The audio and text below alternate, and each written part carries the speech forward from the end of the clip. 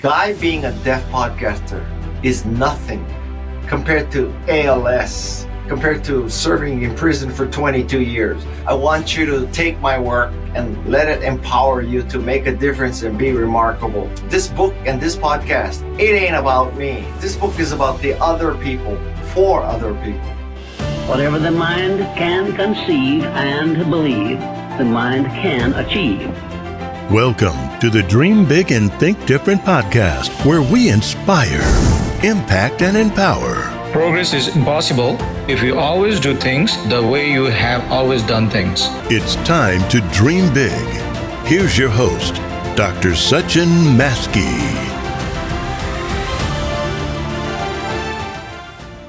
Welcome everyone to our another episode for Dream Big and Think Different podcast, where our mission is to inspire, impact, and empower millions of people. I'm your host, Dr. Sachin Maskey, and today I have a very special guest who is another dreamer, Guy Kawasaki, who is here to tell our inspiring story, and all need to hear today. I'm privileged and honored and super excited to have you in our podcast today, Guy. How are you doing today? Wow, I'm not after that intro. I'm doing great. So yeah. Today again, it's been an honor, and this is one of my dream to have you on the podcast. So, I wanted you gotta to dream bigger, bro. I wanted to listen to know how actually I found you and why we are doing this today. And actually, so if you know, my podcast name is Dream Big and Think Different, and I guess a lot of people listening know there was a campaign back, I don't know, it's 1987, somewhere that route, about the Apple has their Think Different, campaign. Yes. And that caught my attention, and you're heavily involved on those campaign, and we're going to go over that once we have your, basically start a podcast. So I also listened to one of your podcasts you are done with. I believe she's a lawyer, and I guess the podcast. What is my why podcast? I think, and I came to grab your email, and that's the reason I got you on my podcast. Wow. So, so finally we are here now. I'm super excited. Today we're going to talk about the book the latest book you have wrote, and I've got the book finally. I started reading yesterday. But I'm looking forward to talk about the book, and I also got your small envelope here, and we have some acorns inside here. Yeah, and really appreciate that. Thank you so much. I hope I'm not breaking any laws by mailing acorns. I think we should be fine. It won't be the biggest law I've broken. Absolutely. So today we're going to focus, I guess, again, the book you have written more than, I guess this is your 16th book, right? Yeah. So I wanted to go over formal bio with your permission. So Guy Kawasaki is the chief evangelist of Canva and the host of the Remarkable People podcast, which is amazing. I have listened to a couple of your podcasts. He was the chief evangelist of Apple, trustee of Wikimedia Foundation, Mercedes-Benz brand ambassador, special assistant to Motorola division of Google. Kawasaki has BA from Stanford University, an MBA from UCLA, and honorable doctorate from Babson College. He lives in Watsonville, California. Again, he has written more than 15 books. The 16th book, the latest one I saw you just a few minutes ago. So in summary, again, he's author, speaker, father, husband, speaker, evangelist, and he's on the mission to make people remarkable. So again, my first question today is, who is Guy Kawasaki and why he's in this world? Well, Guy Kawasaki currently is chief evangelist of Canva, host of the Remarkable People podcast, and author of Think Remarkable. I have 4 kids, 1 wife, and I live in California, and basically I love to surf. So I take a break from surfing to do podcasting and evangelism. I'm 69 years old, so, time is running out. And what I want to be remembered for is that I empowered people. And I empower people with my book, with my podcast, with my advice, with my speeches, with my investments, all that stuff. But I want to be remembered for empowering people. Amazing, amazing. Absolutely. So I know my podcast name is Dream Big and Think Different, as you know, and I want to go back to your dreams, and I guess what was your? I mean, I read your book. I want to hear from you, to the listener to know, how what was your childhood dream? Well, childhood is a long time ago. I cannot remember. Very early in my life, well, high school, college, I just fell in love with the concept of Silicon Valley. I was born and raised in Hawaii. And in Hawaii, if you were doing really successful, you were running a retail store at Ala Moana Center, or you were managing a hotel, or you work for the government.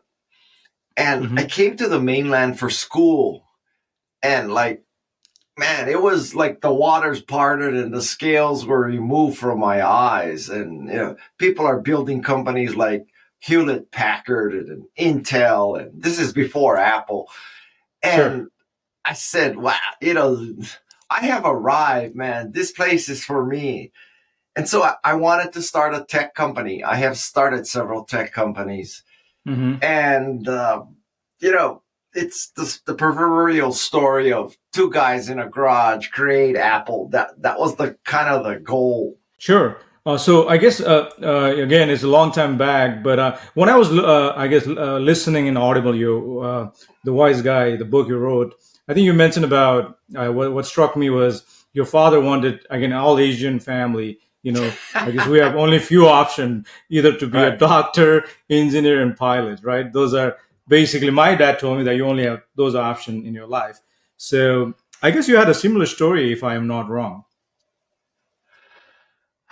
Yeah. So when I was in college, my father, I come from a lower middle class family. So, I was never dirt poor.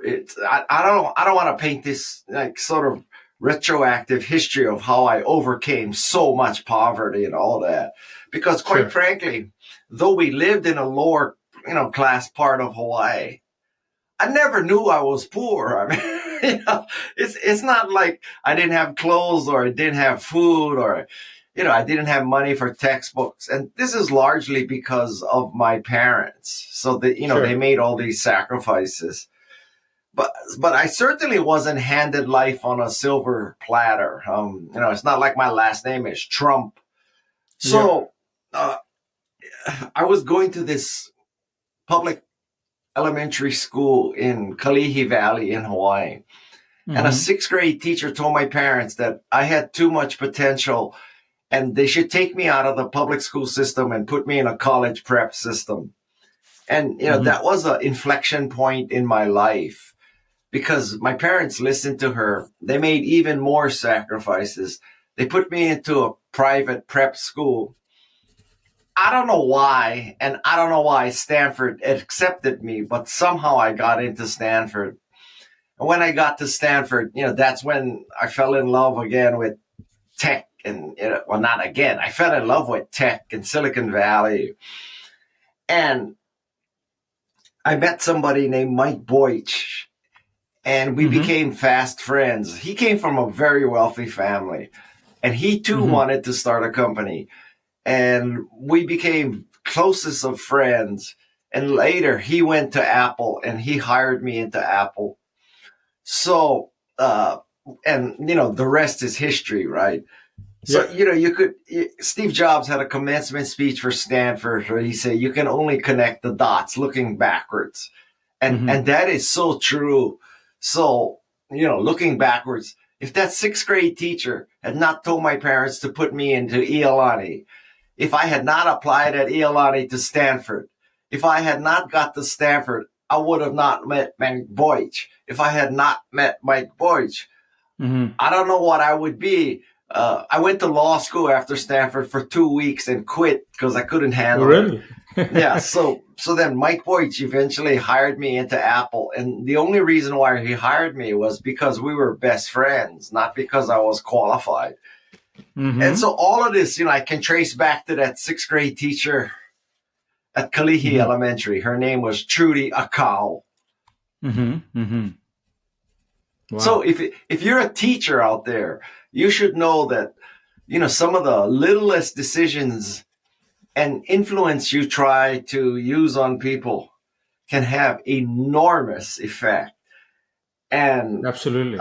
that's kind of why there's a central theme in the book about acorns and oaks.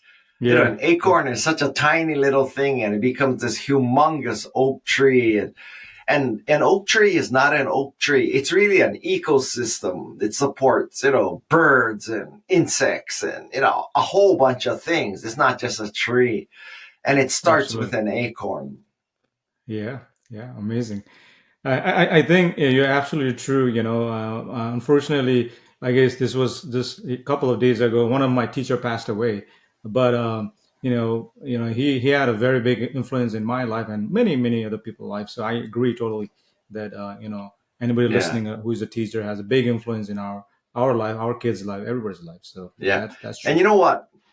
One of the things that really pissed me off about modern America is that teachers are vastly undercompensated for what they do for America's young people. They should be paid more than any venture capitalist, private equity, hedge fund, Goldman Sachs investment banker. I mean, it's just bizarre that, arguably the greatest resource of America is our young people's brains. And we spend more money on missiles and, hedge funds to add no value to life. All they do is financial arbitrage. I mean, also they chase down plagiarism because, plagiarism is a top tier issue in the world right now. And now that we solve climate change and women's rights, LGBTQ rights, pollution, and war, finally, we can get to the big issue. Plagiarism. That's the top priority. Yeah. So true. Absolutely. So, absolutely. So, Guy, I'm just trying to think more, and you have been done so much, very successful in every aspect of life. I wanted to know, who and what inspires you and drives you to be productive every day. And you look amazing, by the way, by 69. I cannot believe that you're 69. That's because of the camera and the makeup. The key is lighting.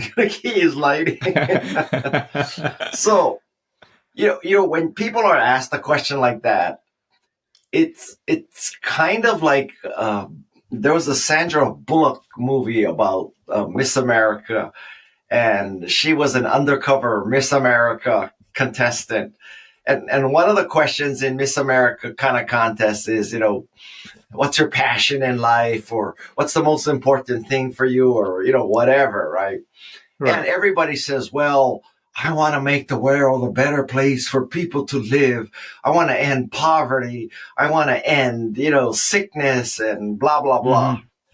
So now when you ask me that question, I'm tempted to give you the same answer, except that, okay, honestly, to tell you the truth, I'll tell you why, what motivated me to study so hard and work. So this is the anti-Sandra Bullock moment, okay? Yep. So when I was a kid growing up, as I said, I lived in a lower class part of Hawaii, and twice catching the public transit bus system, I got hijacked. Right? So some big guy asked me for my money. Wow. And I gave it to him. So twice I got hijacked. And then in my high school, somehow during those years, I don't know, some family friend, he had a Porsche 911 and he gave me a ride in the 911. And I have to say, that was a pivotal moment in my life because I rode in that 911 and I said, holy man, this is a car, man. You got to get this kind of car. What's it going to take?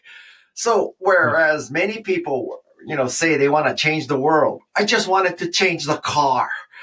And so I studied hard and I worked hard. Now, so if you're listening to this and you're thinking, Guy, you're such a shallow, insipid, materialistic Silicon Valley tech, all you care is about Porsches.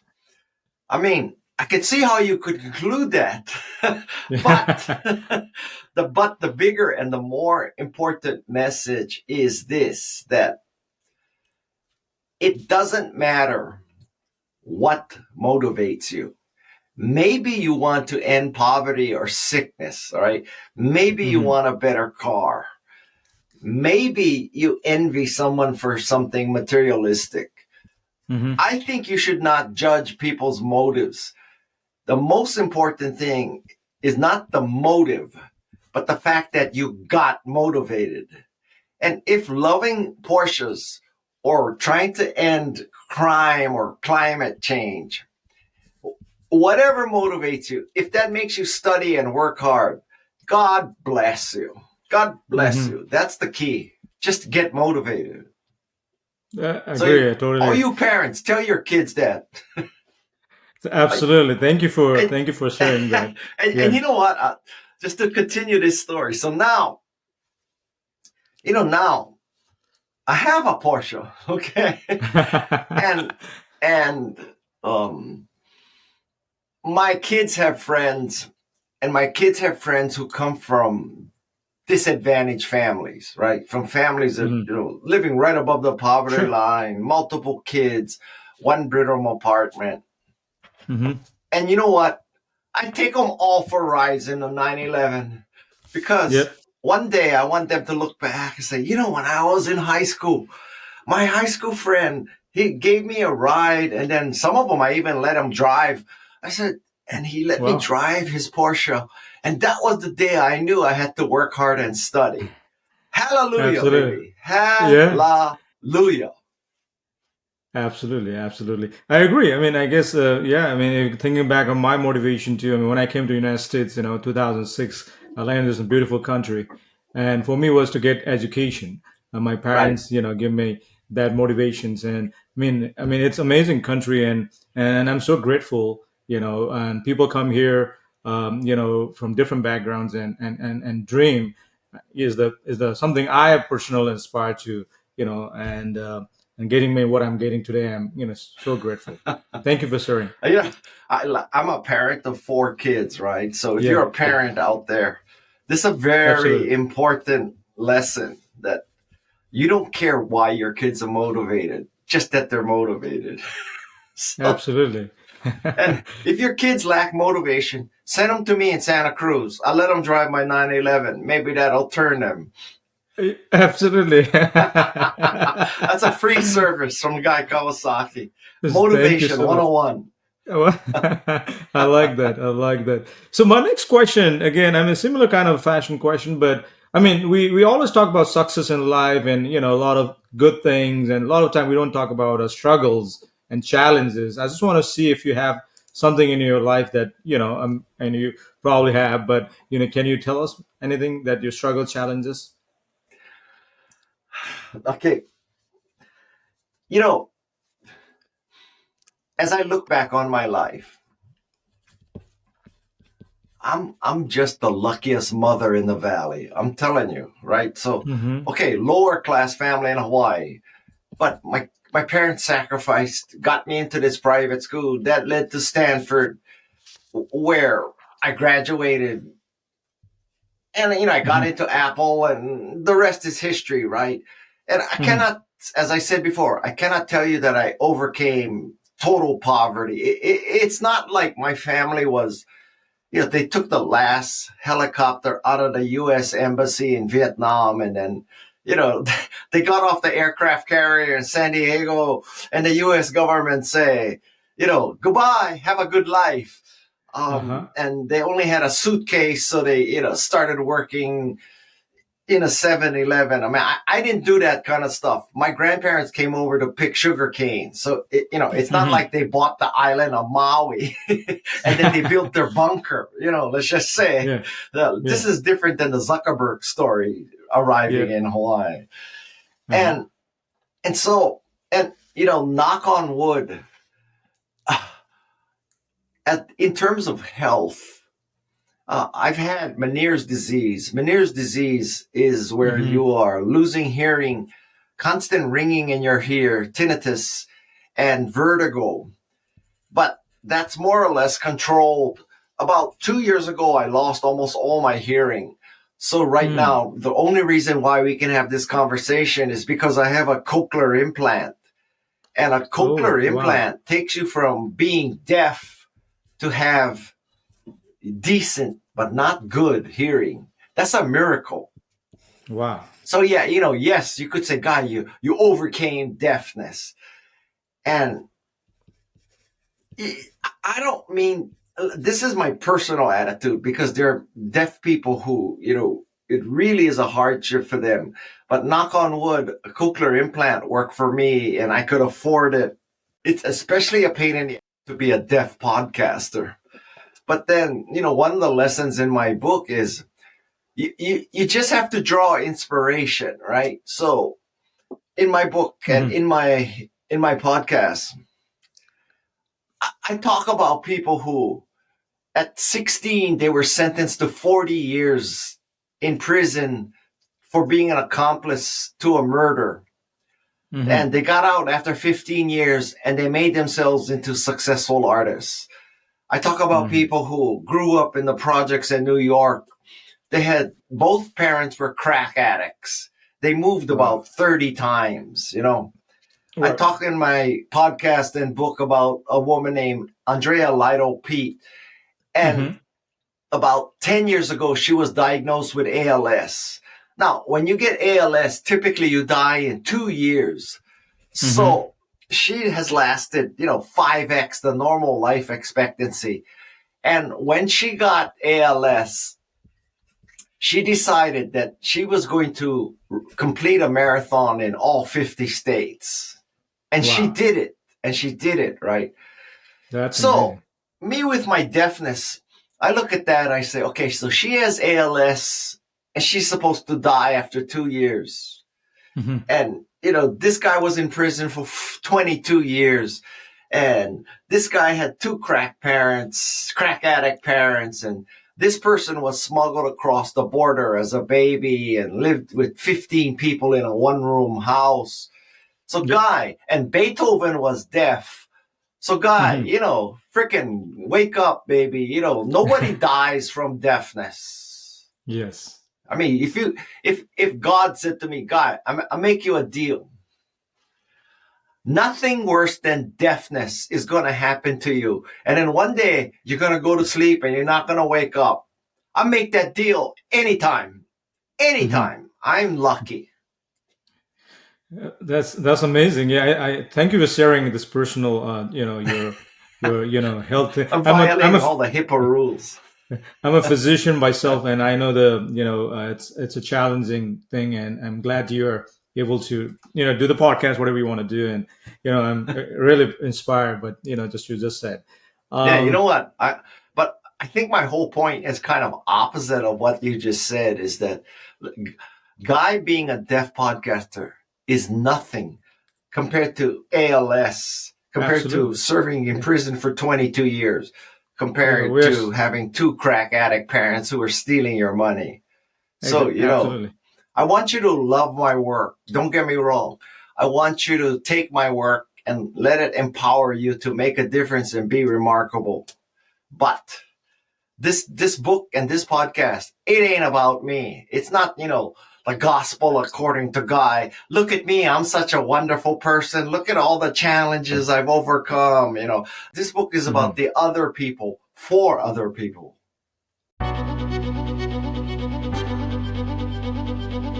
You're listening to the Dream Big and Think Different podcast with Dr. Sachin Maskey. Be sure to stop by sachinmaskeymd.com to download a free copy of Dr. Maskey's book. So let's dive in the book. By the way, we're gonna talk about the book and Okay. Think Remarkable. And I guess the first question again in the book is like the Apple. I think we talked about iconic Think Different campaign. What inspired you to connect the book with the name? So I was curious about that. Well, first, my role in that ad campaign was very limited. You gave me too much credit in the introduction. Um, so, I have a firm grasp of the obvious. I know what I did and what I didn't do. So I ain't taking credit for anybody else's work.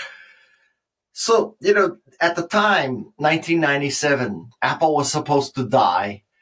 And this is the days when Michael Dell of Dell Computer was saying, take the cash that Apple has, give it back to its shareholders and close up shop because Apple's dead, right? Wow. And so that was the climate.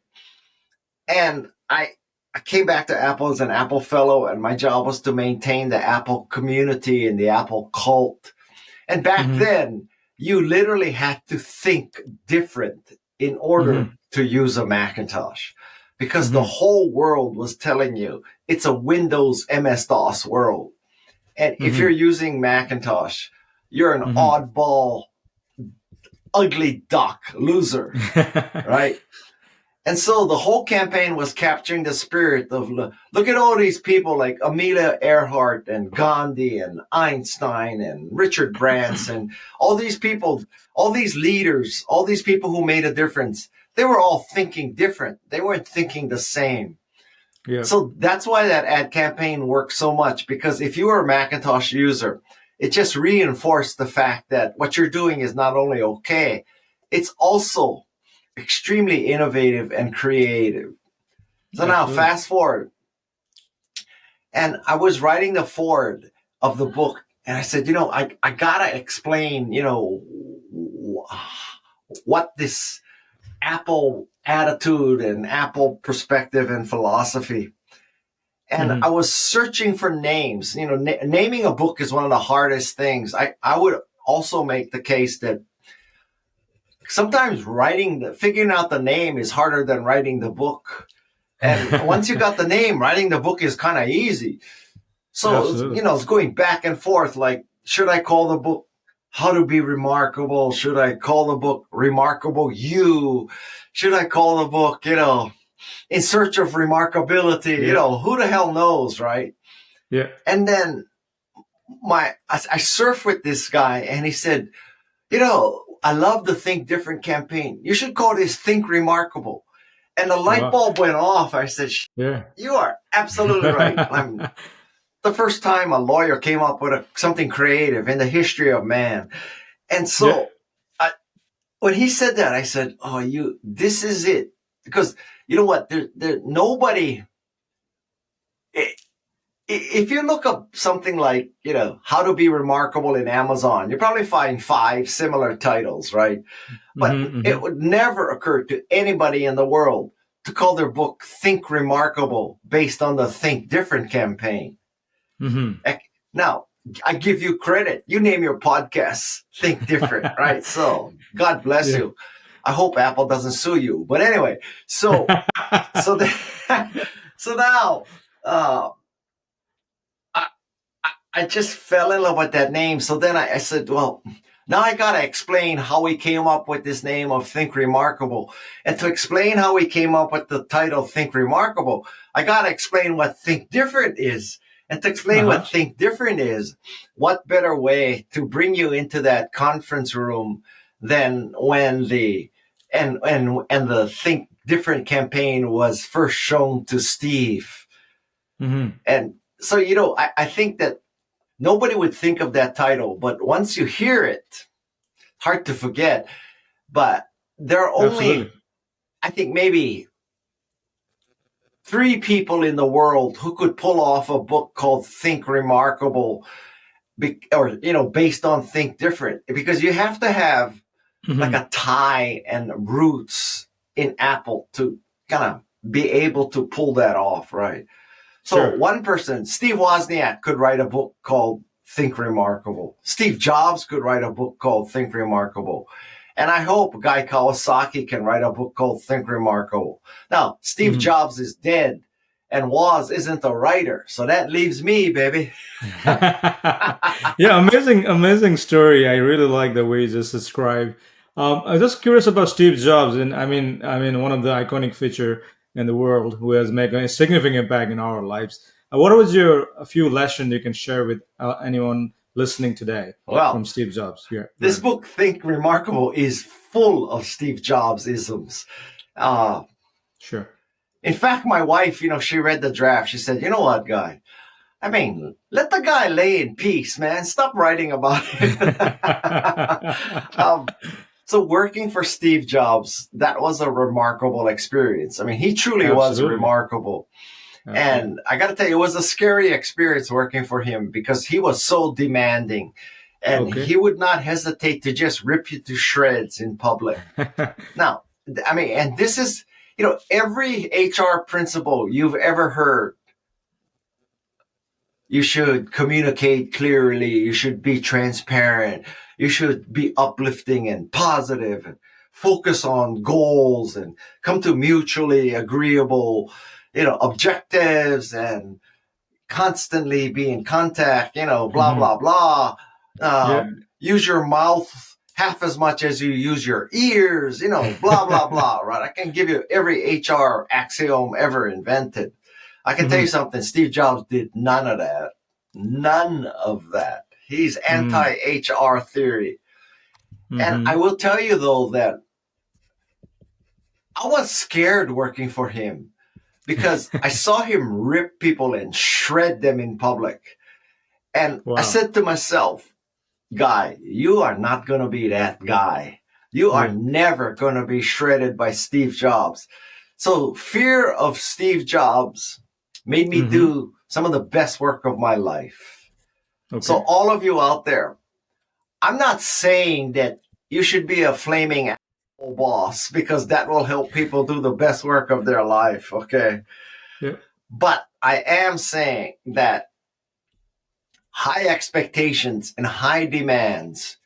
And you also have to have the intelligence and good taste to know what is good, right? So a lot of Mhm. people, they don't have taste and they don't have the background. They're just faking it. So they Mhm. cannot tell you when you suck because they don't know when you suck. So you got to be smart enough to know when something is, and Right. you should not tolerate. Now, there's two ways of not tolerating it. The Steve Jobs method of ripping you to shreds. That's plan A. Plan B, you could do it in kinder, gentler ways. But Right. I think the key message here is you should have high expectations. It's just like a podcast. You need to dream big. Mhm. Absolutely, absolutely. Yeah, I mean, I can imagine. Like, I've read his book, his biography of Steve Jobs. It's amazing to like. It was hard to work with Steve Jobs for sure because, you know. So it's But it's you a know what? I know dozens of people who work for Steve Jobs. Last night we had the 40th reunion of Macintosh. Okay. And oh, all of really? the, Wow, well, not all of them, but many of the people from the Macintosh division was there. All of us wow. were ripped at one time by Steve.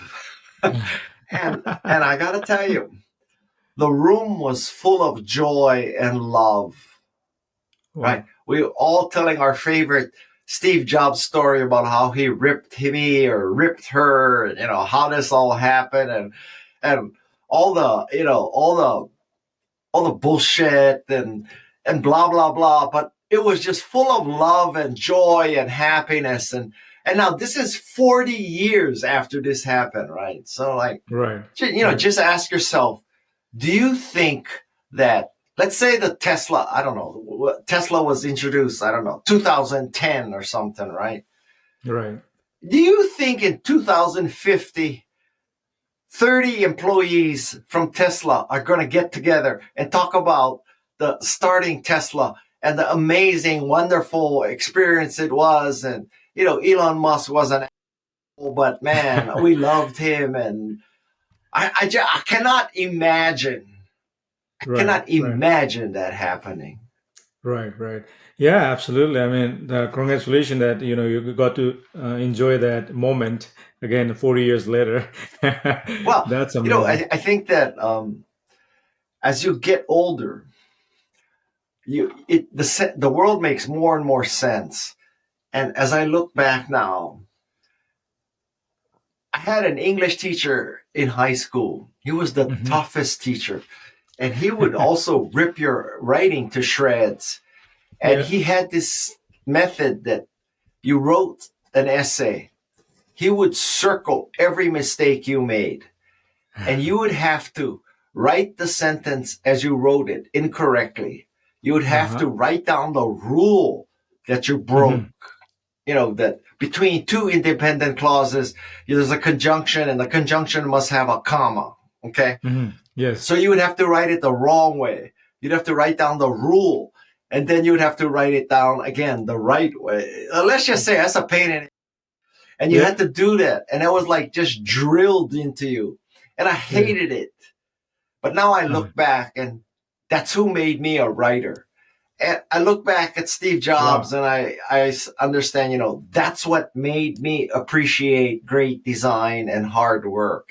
So as you Uh-huh. look back in life, it's the teacher and the boss and the coach that at the time you may have hated because you wanted to find a teacher, coach, or boss who would let Yeah. you get away with murder.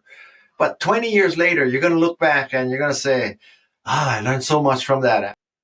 And I mean, to use a sports analogy, from the outside looking in, I'm going to date myself, but from the outside looking in, you look at Bobby Knight at Indiana, or you look at Vince Lombardi at Green Bay Packers, and you say, "What? Mm, Look how poorly he treats people."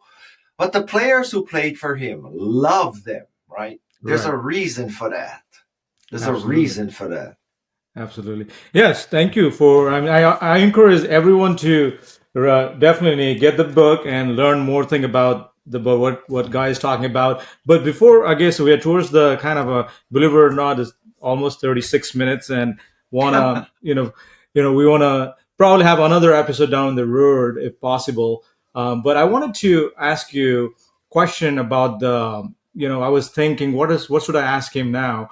And one of the question I'm trying to, because you talk about empowerment and calling, like, those kind of thing, right? And what would you suggest to people? One step one for making or wanting or making a difference and becoming remarkable. Well, the first, let me tell you what I don't think works. Okay. This book is not one of those magical self-help books from a visionary guru. And let me tell you something. There will never, ever be a weekend seminar called How to Be Remarkable, where for $5,000 you can rub shoulders with Guy Kawasaki, and you're going to be at the Ritz-Carlton Hotel. And in 48 hours, he's going to change your life. And Hmm. the opening session is you're sitting in this room at the Ritz Carlton, and Hmm. Guy comes on stage and he says, "Now everybody stand up and look to the person on your left and tell that person you're a winner. Now look to the person on your right and tell that person you're remarkable, and I've hug been to them." those seminar. Yeah. Did it help? I mean, in one sense, it did. You connect with people for sure. It's all up to you taking action, though. So I'm not trying to be a guru, okay? Yeah. I, Yes. this book is not a self-help book.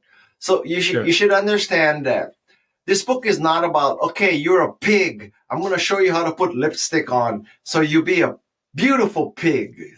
That's not the essence of this book. The Sure. essence of this book is, if you want to be remarkable, Hmm. it's not as simple as deciding you want to be remarkable. The way you become remarkable, the way you become recognized as remarkable, is Hmm. because you made a remarkable contribution to the world and you made a difference. Hmm. And so you don't need to be Steve Jobs or Jane Hmm. Goodall, right? So you, as a doctor, you may have patients that you made a difference to them. that if you're a teacher, that sixth grade elementary school teacher was remarkable. She changed the arc of my life. She ain't Steve Jobs. You don't know who she is.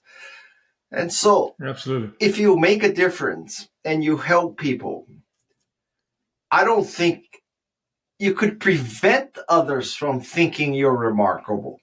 So the key to being remarkable is not about how to figure out how to be remarkable. The key to being remarkable is to figure out how to make a difference. So this book is about how to make a difference. And if you do everything in the book and luck is smiling upon you, you're going to make a difference. And guess what? You're going to be remarkable.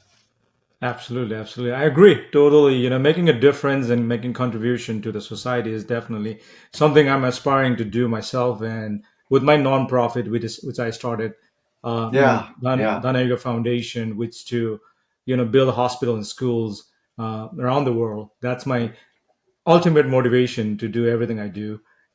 And we go from there. So. Again, towards the end of the show, a couple of more questions. What is your dream now, Guy? Well, my dream is that when I leave this life, people say, you know what? He empowered people. He empowered me with his book, with his speech, whatever, that I empowered people. A part of my dream is that my kids live long, happy, successful lives, and that they too make a difference.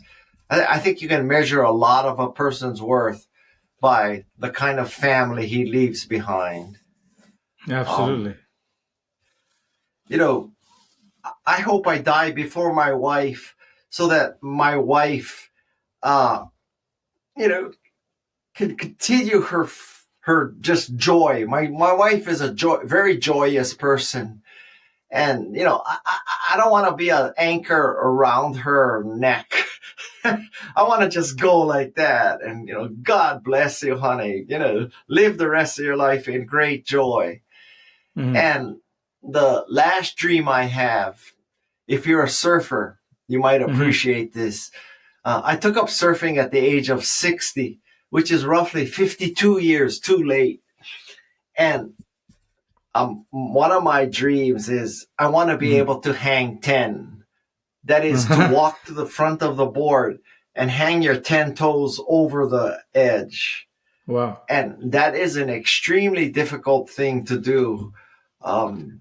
It's taken me in my case, it takes roughly 4 steps to get to the nose. Wow. I can do 2 after 10 years. So I think every 5 years I can make 1 more step. So I need 10 more years before I can be on the nose. That's amazing dream. I mean, I really think that's you got really to dream big. Yeah. But one other thing I just want to let everyone know before I forget, and in your book, Wise Guy, I think you mentioned about your kid, 4 kids, everyone. And one of the things I like about when I was listening about it, you're spending time with the kids, even though they're so busy, and you took time and spend your time with the kids. That was very, very, I felt very good. You did those, and I'm trying to kind of get a lesson from that definitely, we all should spend time with your kids. Listen, there's 2 factors in that. So one is you got to decide that your kids are a priority. Absolutely. Right. So that's number 1. And number 2 is that you have to be fortunate enough that you can afford to do that. Yeah. So, I'm telling you, I'm a lucky guy. I'm not telling you I'm a visionary genius and the world owes me anything. Okay. I have been lucky. It was just the freaking luck of the draw. All right. Yep. Now, with that luck of the draw, don't get me wrong. I did work very hard and I made that luck work. I didn't piss on it. I got the most out of it. So, that's to be honest. But listen, if you're listening to this and you're working 2 jobs to keep food on the table and your family clothed, and then you listen to this from Silicon Valley telling you spend more time with your kids. Well, I mean, that's like, you remember when the woman from Facebook, she wrote her book about leaning in, and she said you got to lean in, you got to go for it, you got to you got to pursue your career goals and all that. Well, it's helpful to be worth a few billion dollars, and you got like your nanny has a nanny, right?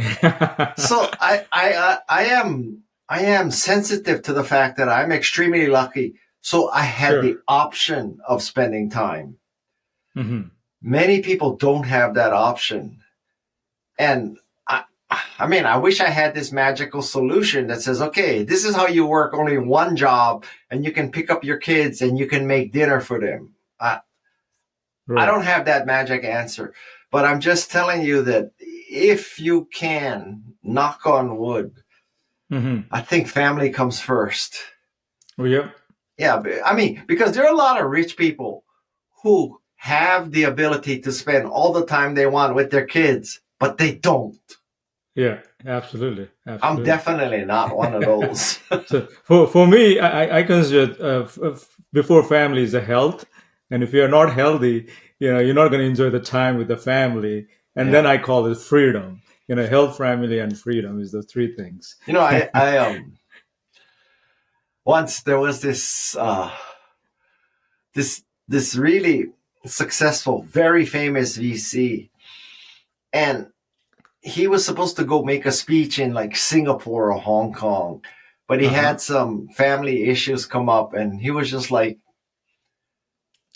he was just trying to make this difficult decision. What do I pick, my family and my health over making this speech and fulfilling this obligation? Now, this is a Right. tricky question because you should honor your obligations. Okay, don't get me wrong. I finally said to him, listen, you're so freaking rich. What's the Yeah. point of being rich if you cannot say no to something like this, right? So you've been blessed with all this money. Pick your family. Don't make the speech.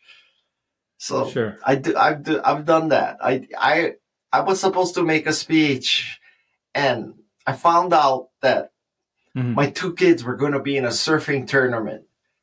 Right. And, the number of times I said to myself, Guy, at the end of your life, are you going to look back and say, I should have made more speeches? Or are you going to say, I really love watching my kids surf? And Yeah. guess what the answer was? Yes, that's amazing. So I guess I have two more questions. One question I want to ask you.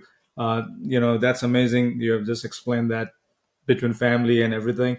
What would you say your biggest win in your life? Number one, and how you define success. Well, biggest win in my life on a financial basis, it's definitely Canva by far. Okay. Okay. The biggest win in my life in the big picture are my kids. I am blessed with kids. Absolutely. I cannot tell you, there's nothing more important to me than my kids. Mhm. And wait, what was the second question? I'm reading the How you transcript define here. how you Success. define success? Yeah. Well, I define success as the ability to say no to things you don't want to do. How's That's that? amazing. That's amazing. That's called freedom. That's right. Let freedom ring.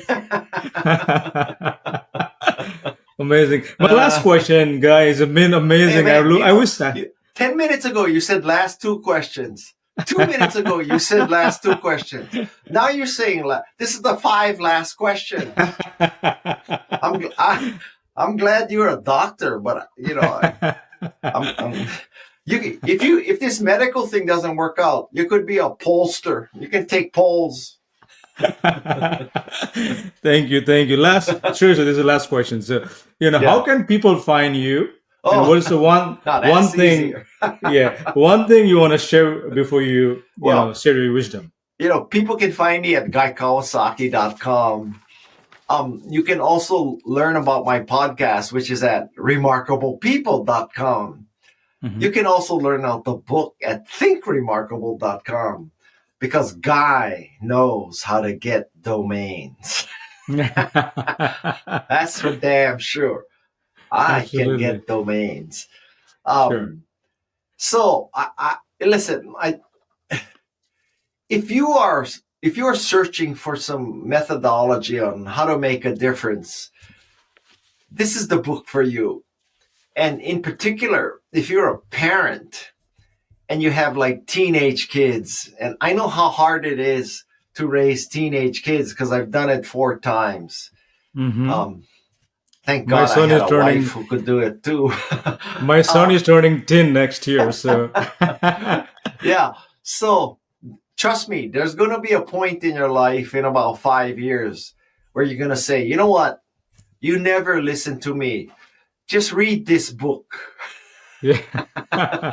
That's the target market. That's the target market. I want parents to buy this book and say, you know what? You never listened to me. Just listen to this guy. He was chief evangelist of Canva. That's the product you use every day. He was chief evangelist of Apple. That's the product you use every day. He was on the board of trustees of Wikipedia. That's the product you use every day. So just don't believe me. Just read this book and you will be fine. And if I can evangelize people to do that, this book will be a success. Thank you. Really amazing. I mean, I'm going to have to finish the book. I started already. So you have to finish it. So, but thank you so much. It's a really amazing, story and a lot of golden nuggets for sure. I really appreciate your time, and thank you everyone, whoever is listening, watching. Wow. If you like to share with your family, friends, and hopefully we can see you next time. Oh, of course. And you know what? I mean, I bet being a doctor is not an easy thing. Moving here from Nepal was not an easy thing.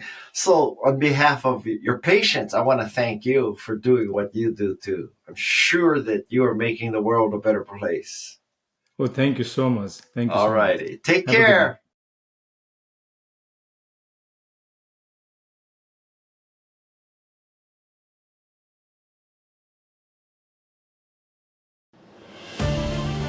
Thank you for listening to today's episode of Dream Big and Think Different.